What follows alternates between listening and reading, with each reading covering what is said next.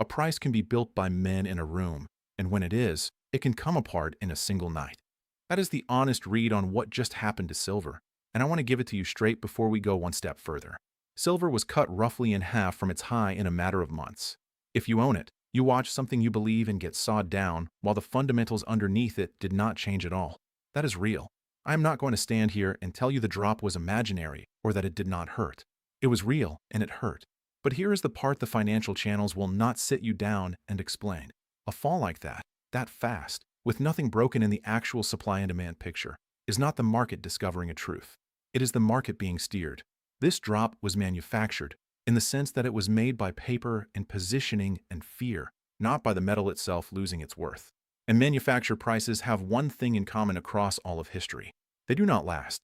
Let me show you exactly what I mean, because this is not a feeling, it is a mechanism, and once you see it, you cannot unsee it. Go back to the late 1960s, to one of the most quietly instructive episodes in the history of money. For years, a group of the most powerful nations on Earth had agreed to hold the price of gold fixed at a single official level. 8 countries, pooling their reserves, standing in the market every single day, selling their own metal whenever the price tried to rise, and buying it back when it dipped. They called it a pool. What it really was a manufacturing operation. They were manufacturing a price, not with factories, with reserves. Every time the free market tried to say gold was worth more, these treasuries would open their vaults and sell real metal to force the number back down to the level they had decided on. And for a while, it worked. That is the seductive part. For years, the price sat right where they wanted it, calm and obedient, and the world was told this was stability. This was the natural order. This was what a rational gold price looked like. Anyone who said the metal was worth more was treated like a crank. The official number was the official number, and it did not move, because a wall of government selling would not let it move. But there is a flaw at the center of every manufactured price, and it is a fatal one. To hold the number down, you have to keep selling the real thing, and the real thing is finite. Every ounce those treasuries sold to defend their number was an ounce that left their vaults and did not come back. They were spending down the very reserves that gave them the power to control the price in the first place. It is like holding a door shut against a flood by throwing your own furniture against it. It works right up until you run out of furniture. The moment the metal ran low, the whole thing shattered. Not slowly, not with a warning. The buying pressure that had been building underneath for years, dammed up behind that artificial wall, broke through all at once, and the pool collapsed almost overnight. The nations threw up their hands and walked away, and the price they had spent so much blood and treasure to manufacture simply ceased to exist. Within a few short years, the free price of gold went on to multiply many times over. Everyone who had believed the official number, who had looked at that calm flat line and concluded gold was a sleepy relic, got run over. And the people who understood that the calm was manufactured, that it was being held down by force and not by fundamentals, were the ones positioned when the force finally failed. I've spent a long time in the gold and silver world, and I will tell you what that episode teaches, because it is the whole key to what you are living through right now. A price held away from its true level by force is not a stable price. It is a coiled spring. The longer it is held, the more energy is stored, and the more violent the release when the holding stops. The calm is not the absence of pressure. The calm is the pressure disguised. Now look at silver through that lens, and the picture reorganizes itself in front of you. What actually broke during this drop? Nothing physical. The world has run a structural silver shortage for 6 straight years running now. 6 years where the world used more silver than it produced, drawing down the above-ground stockpile to cover the gap. That did not reverse during the sell-off. If anything, the drawdown continued. So the fundamental floor under the metal got stronger while the price got weaker. That is not how an honest market behaves. That is the fingerprint of a manufactured move. And here is the mechanism, the thing the big trading desks would rather you never think about. The price you see quoted for silver is not really set by people buying and selling physical bars. It is set on paper, contracts, futures. There are far, far more paper claims on silver trading every day than there is actual metal available to deliver against them, which means the price can be pushed around by whoever moves the most paper, regardless of what the physical metal is doing. And who moves the most paper? A small handful of very large banks who carry enormous, concentrated bets that the price will fall. When they lean on that market together, they can manufacture a decline that has nothing to do with a machinist deciding he needs less silver or a solar plant cutting an order. It is a price made in a room. Same as that gold pool, just with different tools.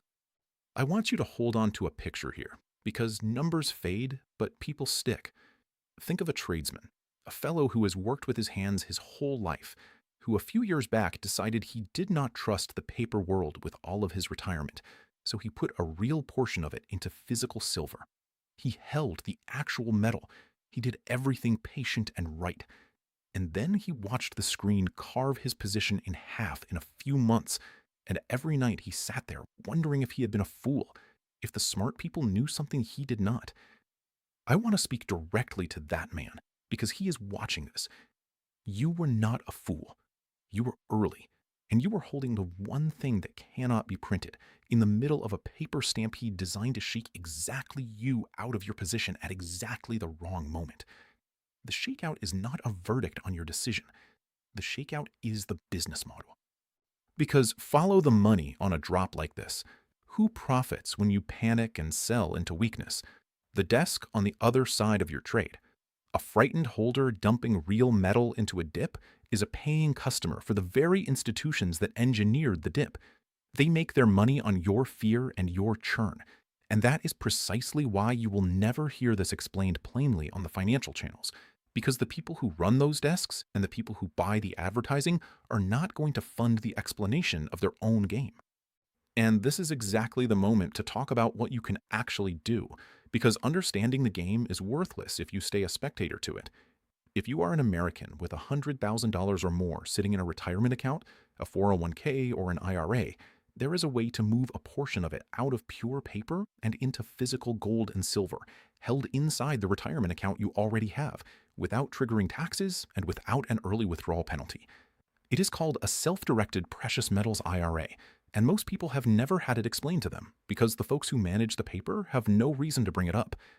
We put together a plain English walkthrough called the Retirement Wealth Protection Guide. It lays out how the metal gets into the account, how it is stored, all of it in language a normal person can follow. It is free, there is no obligation, and there is nothing to buy. From our family to yours. If you are watching on your television, just scan the QR code on your screen. If you are on your phone or your computer, go to readfamilyguide.com. This is not just for insiders. If you have $100,000 or more in any retirement account, this guide was made for you. Now let me keep my promise to you and be honest about the other side of the ledger, because a man who only tells you the bull case is a man you should not trust. Here's what I do not nanny and cannot know. I cannot tell you the Davis turns. Manufactured prices can be held longer than seems possible. That gold pool held for years past when it should have broken. A concentrated group of banks with deep pockets can lean on the paper silver market for a long stretch, and a spring that is coiling can keep coiling well past your patience. I cannot promise you a price, and I will not insult you by pretending I know where this lands or when. What I can tell you is the structure, and the structure is what history rhymes with. This is a case built on mechanism and precedent, not a guarantee. Anyone who hands you a guaranteed number is selling you something. I am handing you a pattern and asking you to think. So here is the part that actually changes things, the part almost nobody pushes through to. Everything I just described about the paper market cuts both ways. The same leverage that lets a few banks manufacture a drop is the leverage that destroys them when the physical metal calls their bluff. Because a paper claim is only worth something if it can be turned into metal, and when the metal is not there, the whole structure inverts. Watch where the real silver is going, because the metal does not lie the way the price does. The deliverable inventory in the Western warehouses, the stuff actually available to settle contracts, has been drawn down hard. Ounces have been physically leaving those vaults. At the same time, on the other side of the world, buyers have been so hungry for real silver that at the stress points, the price in China traded at a steep premium to the price in London, and they moved to choke off how much metal could leave the country. Think about what that gap is telling you. The paper price in the West says silver is weak. The physical premium in the East says silver is scarce. Both cannot be true. One of them is the manufactured number, and one of them is the metal. And in the end, the metal always wins, because you cannot deliver a promise into a solar panel or an electrical contact. You can only deliver silver. That is the other structural fact that makes silver different from almost anything else you can own. Most of it does not come back. Gold gets hoarded, treasured, locked in vaults, and nearly every ounce ever mined still exists. Silver gets used up. It goes into solar panels, into electronics, into medical devices, spread out in tiny amounts across billions of objects, in quantities too small and too scattered to ever be worth recovering.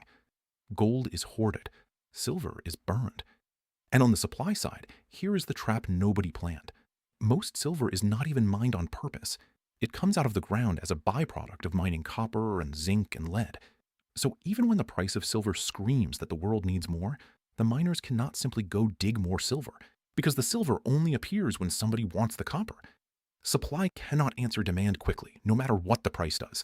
That is a structural squeeze written into the geology itself. Put those two together and sit with it. Demand you cannot recycle.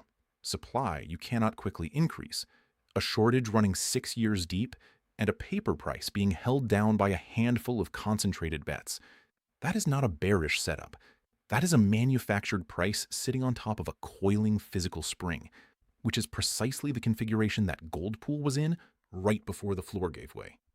I have watched this movie enough times to know how the ending tends to go, even if I can never tell you the exact hour the lights come up.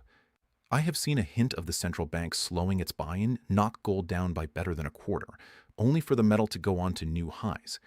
I have seen a margin rule change, a pure paper rule, nothing to do with supply or demand, take silver down by roughly a third in a matter of days, while the world's actual need for silver never budged. These are the tells. When a price falls hard on paper and the physical story does not change, you are not watching a market. You are watching a manipulation with a countdown on it.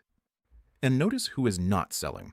While the retail holder is being shaken out, the largest, most patient pools of capital on Earth, the central banks themselves, have been accumulating metal at a pace not seen in generations, and they kept at it after one of their own peers had its reserves frozen abroad. They learned the lesson in real time. Metal in your own vault cannot be frozen, cannot be defaulted on, cannot be reduced to a line on someone else's balance sheet. The people with the longest memories and the best information are quietly doing the opposite of what the paper price is telling you to do. That divergence is the whole story. Think about how strange that really is if you step back. The financial media spends its days telling ordinary savers that gold and silver are relics, dead money, something your grandfather worried about. And yet the institutions those same networks treat as the smartest and most sophisticated on the planet, the ones setting the price of money for entire nations, have been buying the relic hand over fist.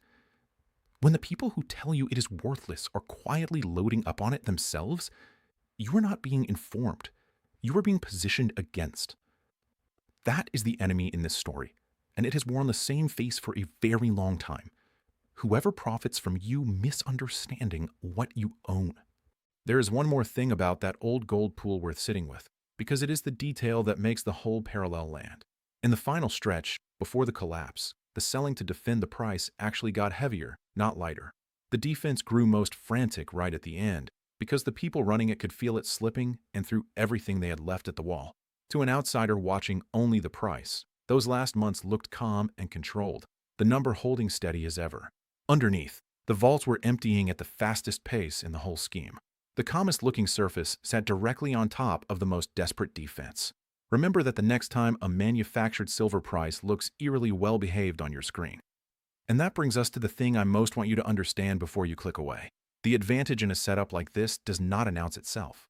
By the time the mainstream financial press is running silver on the front page, by the time your neighbor is asking you how to buy it, and every advisor in the country suddenly recommends it, the manufactured price will already have broken and the easy part will be behind us.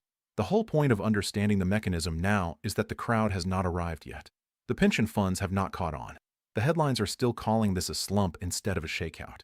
You are looking at it while it is still unpopular, which is the only time it was ever worth looking at. The reward for being early is that you were early, and being early only feels obvious in hindsight, long after the window to act quietly is closed. So what do you actually do with your own position? Plainly, no pitch. First, if you own silver, do not let a manufacturer drop hand your metal to the people who manufactured it. Selling into an engineered shakeout is exactly the move the desks are paying for.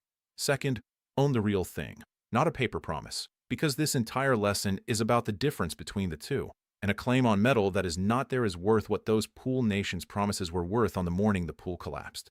Third, size it so that no drop, no matter how violent or how long it is dragged out, can ever force you to sell at the bottom. Staying power is the whole game, because the one thing the manufacturers cannot beat is a holder who simply will not be shaken loose. Principles, not a prescription. What is right for you depends on your own situation, and that is a conversation worth having with clear eyes. Which is why I want to leave you with one more way to protect what you have built, and this one is about more than just you. This is about what you pass on. The wealth you spend a lifetime assembling is not only your retirement. It is what your children and your grandchildren inherit, and a portion of it held in real. Physical metal is a form of protection that does not depend on any bank staying solvent or any promise being kept. For folks watching to the end here who have $100,000 or more in a retirement account, we also offer a free one-on-one educational web conference. No cost, no obligation. Just mention that you watched this all the way through. And on the honest question of why now, I will give it to you plainly. The moment to make this kind of decision, while it is still calm and cheap and fully reversible, is exactly the moment when nothing feels urgent, which is right now, while the crowd is still looking away. Get the Retirement Wealth Protection Guide, from our family to yours. If you are on your television, scan the QR code on your screen. If you are on your phone or your computer, go to readfamilyguide.com. Because in the end, this is the same lesson those 8 nations learned the hard way, standing over their emptied vaults, watching a price they thought they owned run away from them into the sky. A number that men build in a room can be held for a while, but it cannot be held forever, and the day the real thing runs low, the manufactured price does not fade. It shatters, all at once, in a single night. You own the metal, let them own the paper. And when the furniture finally runs out and that door gives way, make sure you are on the right side of it.